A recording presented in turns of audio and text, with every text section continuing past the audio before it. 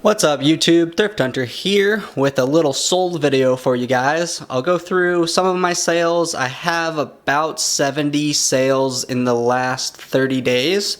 Total is about $7,700.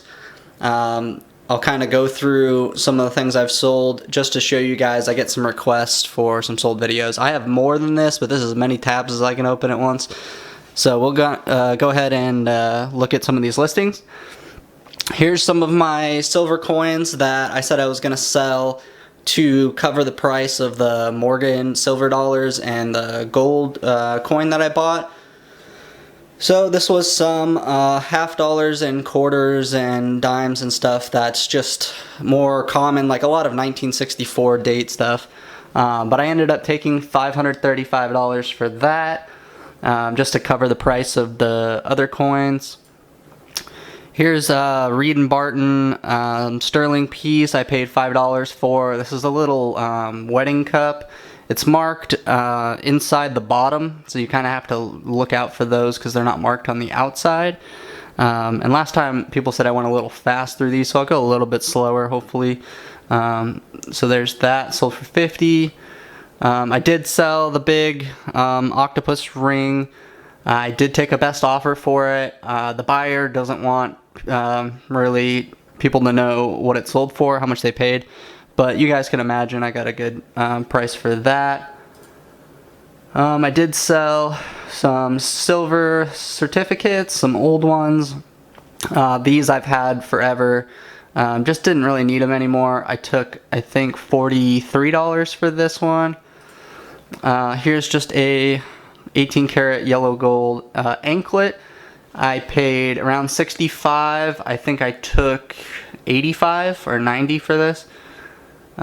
Just pretty much scrap. I sold one of the sterling Dunhill lighters. I paid in a group of different lighters that I paid $800 for. So I sold this one for $125, I believe.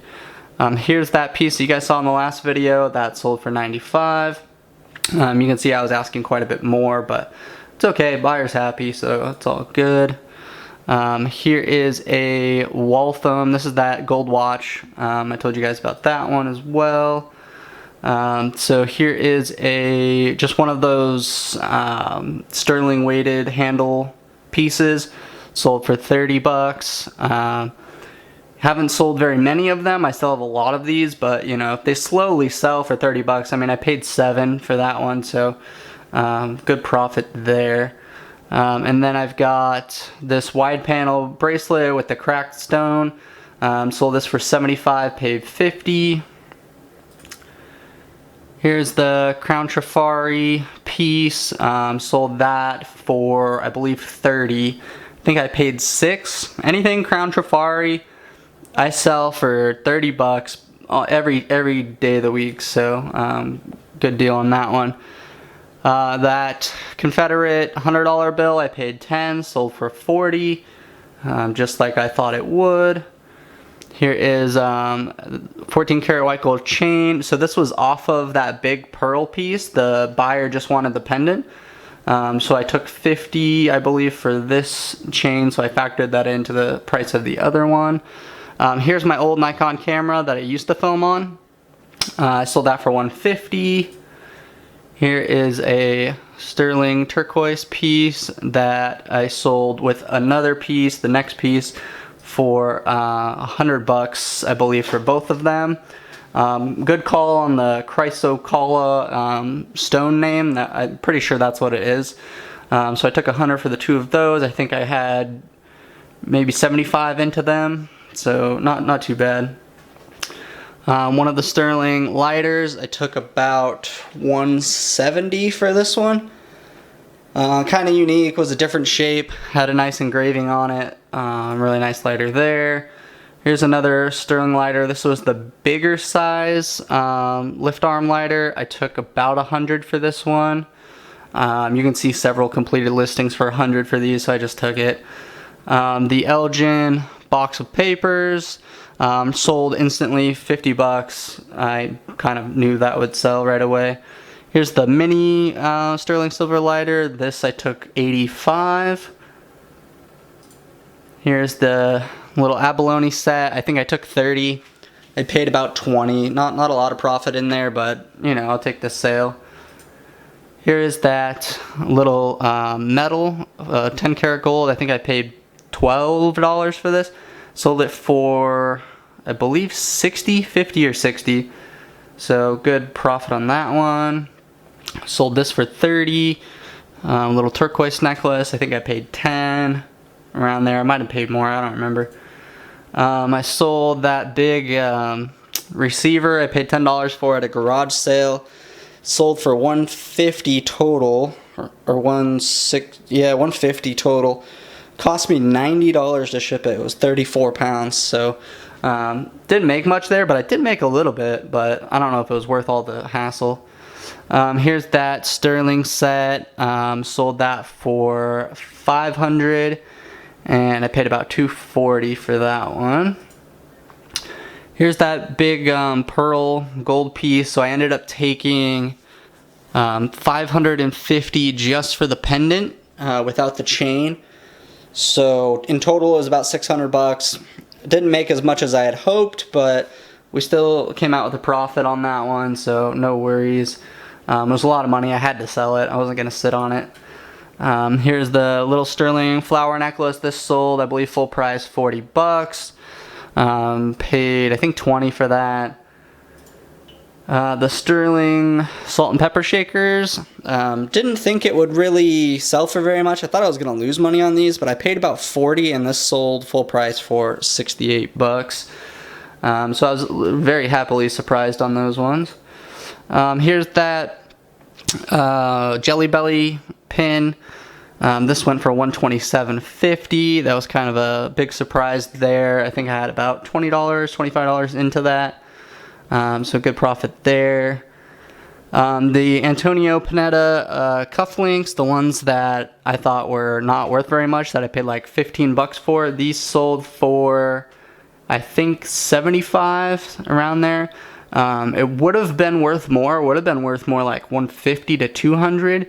But on the stone, it was like a little bit rough on the top of the stone here, kind of in this area. It was not really chipped, but just a little bit rough. So I don't know. I decided to take a little bit less for it than I really would have normally. Here's the 800 silver stuff that I sold for $300, I believe. Yeah, so I sold this for $300. I paid $150. Good profit there. Another Crown Trifari piece, $28.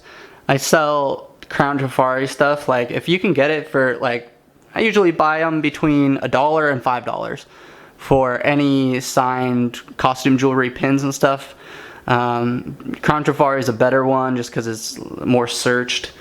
But $20 to $30 is what I sell them for, and it costs $3 to ship. I sell those things all day long, so pick up the pins, even the ones that aren't signed with big rhinestones. You can get $20 to $30. So if you're buying them cheap enough, and you want to take the time to list them, it's worth it. Here's this Mr. Goose. This was an unsigned Raja pin. So this one's not marked anything on it. But it is sterling, and I sold this for $120, and I was just able to do some research and found out that this is like a set that goes to a Mrs. Goose. So there's a Mr. Goose and a Mrs. Goose. This is the Mr. Goose version of it. So it happened to have a designer name, so that's what happened to make it worth more money. So good. I had like $20 or $30 into it, so good price on that one. Here's a big, again, I believe this one was a Raja piece, just unsigned Raja. It's just the style, the gold with the blue stones is what tends to indicate that it's Raja. Also, it's very heavy. So this one I took $70 for. I would have liked more, but being unsigned definitely hurts it. But again, I had maybe $25, $30 into it, so not a bad sell there. I'll go ahead and load up a couple more pages because I do have more sold stuff to show you, so just give me a second for that. Alright, here's a couple of more recent sales. So this is that pocket watch. I ended up putting a buy it now or best offer price on it for 200. Ended up taking 165. So I paid 45 for that, so good profit there. Here is a Weiss, the 2 rhinestone necklaces. Sold that for 40. Good price there on those. Again, what did I pay? Like 10 bucks a piece on those. So, you know, make 20 bucks on it. I did sell the other ring. So here is that big silver ring. I sold this for a little over 500.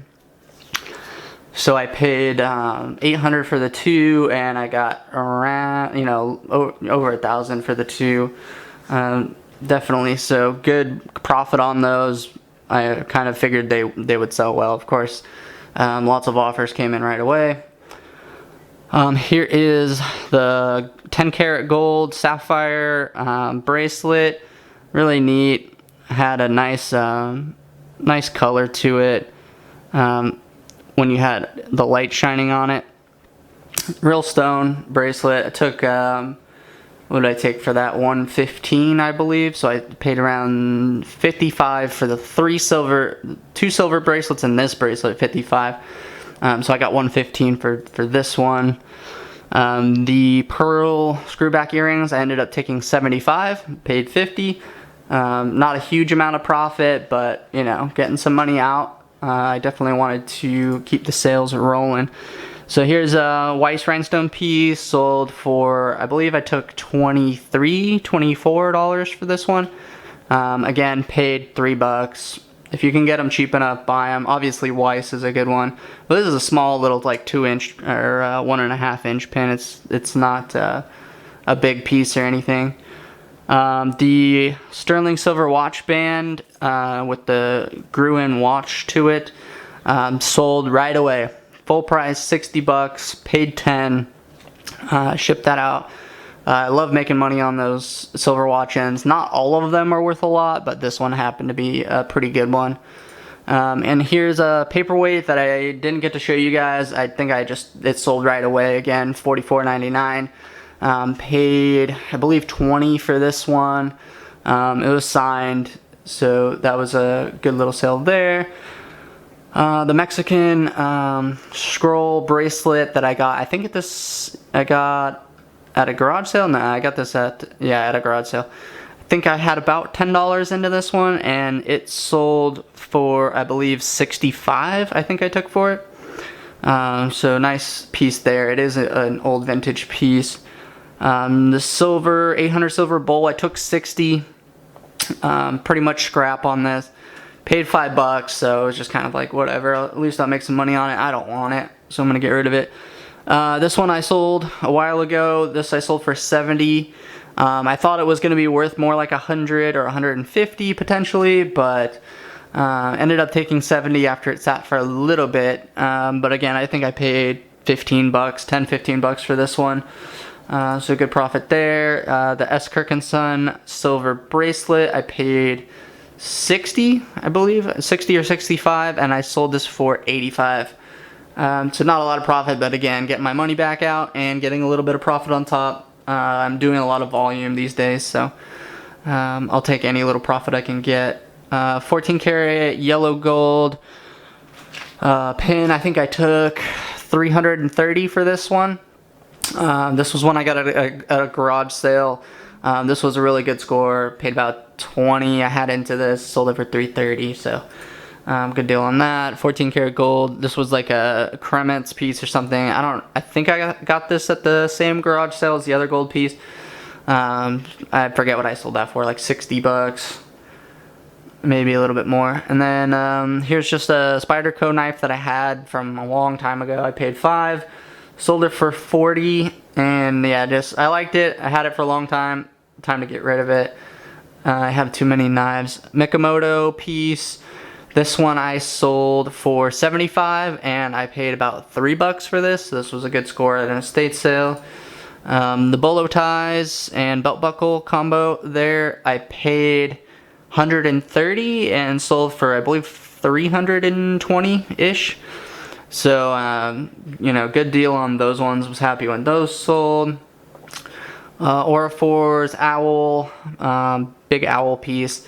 This one I think sold for about 50, and I paid 20, so good profit on that. Didn't cost too much to ship, fit in the flat rate. This one I was happy with. I told you guys about these little tiny pins. This one's a marked 10 karat gold top, and it's not even really a big piece or anything, but this still sold for like 60 or 65 bucks. So look out for these little, this one isn't even a fraternity one. This is a Job's Daughters pin, but it's in good condition. But if you find the fraternity ones, they can go for like $150, $200 in 10 karat or 14 karat gold.